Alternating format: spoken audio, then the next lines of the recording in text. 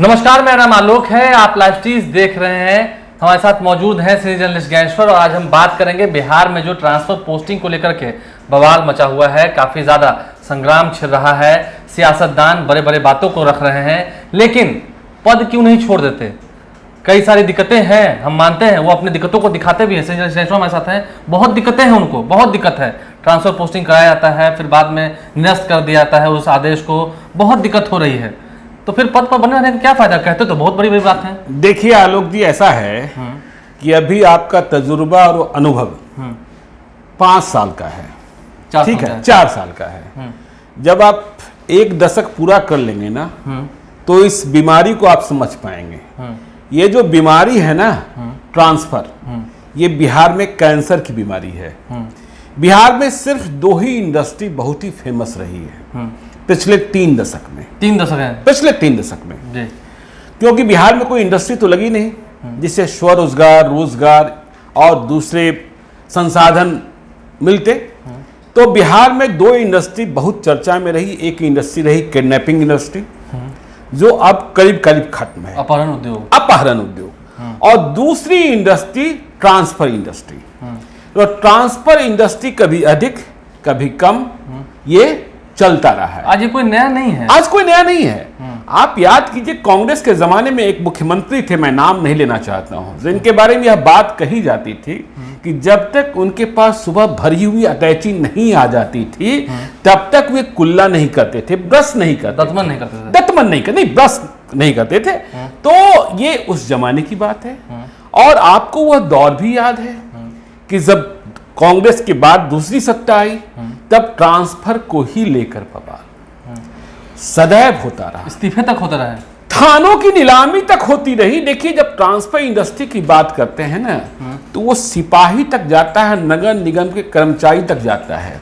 सिपाही जी को तबादला यदि बस स्टैंड पर लेना हो ना, तो उसकी कीमत अधिक लगती है। देखिए, जब कांग्रेस की सत्ता खत्म हुई, फिर दूसरी सत्ता आई, तो कहा जाता था कि यदि बरही में, मतलब बिहार झारखंड, अब तब तो झारखंड नहीं था, लेकिन बरही में यदि आपको ट्रांसफर लेना है, आपको रक्सौल में ट्रांसफर लेना है, आपको मोतिहारी में ट्रांसफर लेना है, आपको पटना में चौक और मारूफगंज में ट्रांसफर लेना है, तो इसकी कीमतें, मैं ये पुलिस विभाग की बात बता रहा हूं, इसी तरीके से सारे विभाग में। तो वह दौर भी आपने देखा कि ट्रांसफर इंडस्ट्री फलती रही, फूलती रही। फिर देखिए, जब फिर एक नई सत्ता आई, फिर महागठबंधन भी बना, तो कहा यह गया कि महागठबंधन से फिर एनडीए इसलिए बना क्योंकि आरजेडी का दबाव ट्रांसफर पोस्टिंग को लेकर इतना होता था जिसे नीतीश कुमार बर्दाश्त नहीं कर पाते थे। सरकार दूसरी बन गई। देखिए, जब नीतीश कुमार महागठबंधन के साथ थे, मतलब गठबंधन बदलते गए, सरकारें बदलती गई, लेकिन सरकारें बदलती गई, इंडस्ट्री बंद नहीं हुई, इंडस्ट्री बंद नहीं हुई, और बढ़ता ही गया। देखते ही हैं आप, मतलब पिछले कुछ महीने पहले तक बिहार में एक चर्चा होती थी आरसीपी टैक्स, तो यह चर्चा भी होती थी। तो देखिए, ये जो आपने सवाल किया ना कि इस्तीफा क्यों नहीं दे देते हैं, उनके तबादले निरस्त हो जाते हैं, नाराजगी दिखाते हैं कि ऐसे मंत्री बने रहने का या ऐसे पद पर रहने का, जो कहीं कोई मुख्यमंत्री के प्रति भी नाराजगी दिखा देते हैं। लेकिन समस्या यह है, जो हमने आपको कहा कि जैसे ही मंत्री पद छोड़ देंगे, एक तो नरेंद्र मोदी जब प्रधानमंत्री बने तो उन्होंने लाल बत्ती छीन ली, तो लाल बत्ती का फैशन बंद हो गया, कईयों के अरमान बुझ गए, सायरन बंद हो गया, ठीक है, सायरन नहीं बजा सकते हैं। तो मंत्री की कुर्सी, तबादले की कुर्सी, अब मंत्री पद छोड़ दें, पहले तो तबादला निरस्त हुआ। तो आप समझते हैं कि जिस कारण तबादला हुआ और जिस कारण तबादले की बदनामी हुई, जिस कारण तबादला निरस्त किया गया।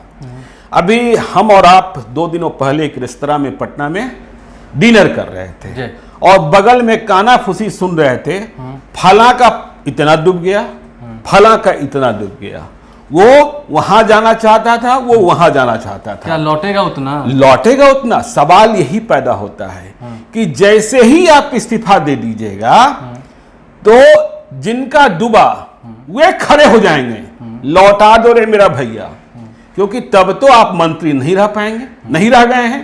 आपकी हनक क्या रही? आपकी हनक तो खत्म हो गई।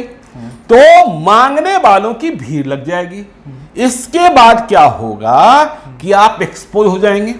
देखिए, मैं किसी व्यक्ति विशेष के बारे में नहीं कर रहा हूं, इस परिपाटी, इस परंपरा की चर्चा कर रहा हूं। पहले से होता रहा है, पहले से होता रहा। कईयों पर जैसे ही आप इस्तीफा देंगे, आप वो कहते हैं ना, शेर बिना दांत का, सांप बिना दांत का, तो आप दंत विहीन हो जाएंगे। आप किसी को निगल नहीं सकते हैं, किसी को खा नहीं सकते हैं। वही बात क्षमा।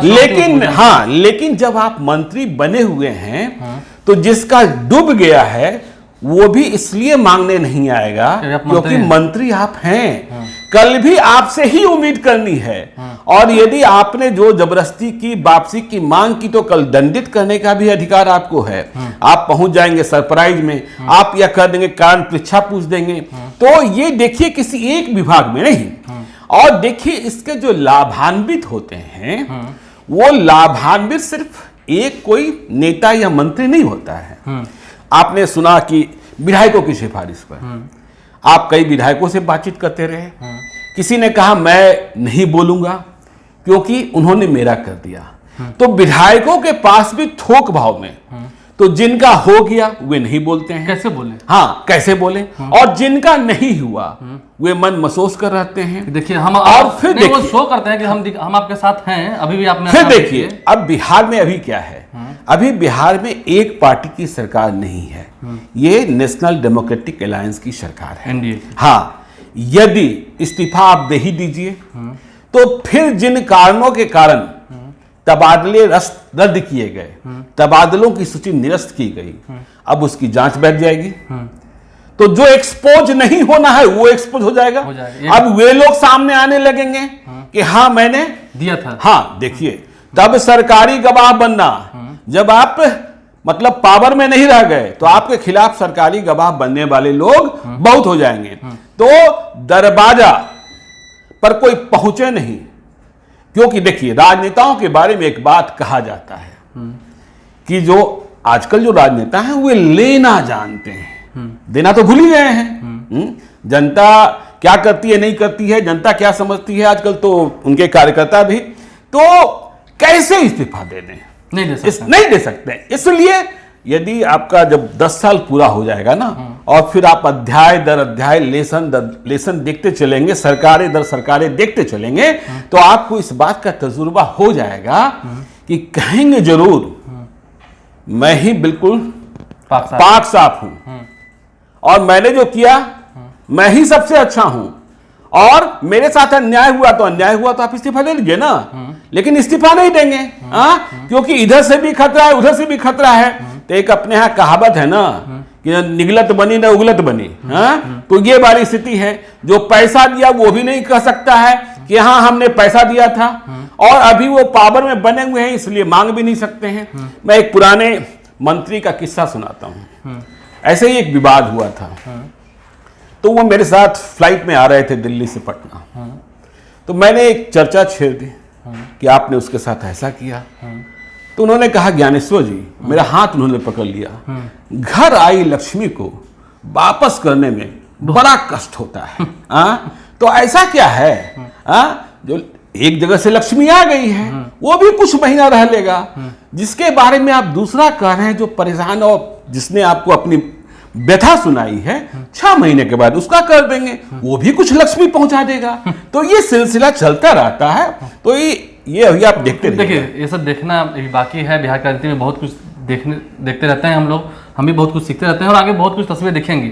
लेकिन भले ही दर्द दुख मीडिया के सामने आप बयां कर दें, लेकिन इस्तीफा देने की हिम्मत तो खैर इन सियासतदानों में है ही नहीं है ना। आगे और फजीयत हो जाएगी ना। हाँ। बहरहाल आप लाइव स्ट्रीम के साथ बने रहे, समझने वाले बहुत कुछ समझ गए होंगे।